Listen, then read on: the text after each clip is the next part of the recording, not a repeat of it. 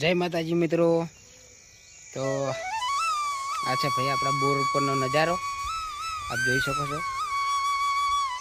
અને ગામડામાં જો ઢળતા સૂરજ જોવાની કંઈક મજા જ અલગ હોય છે। તમને બતાવી દઉં। હા જોઈ લો।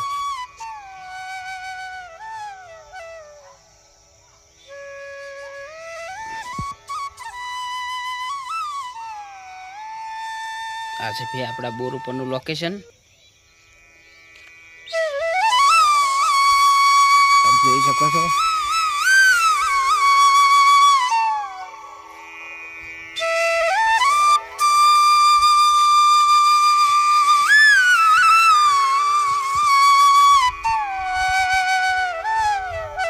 લોકેશન બધું એક નંબર છે બધું।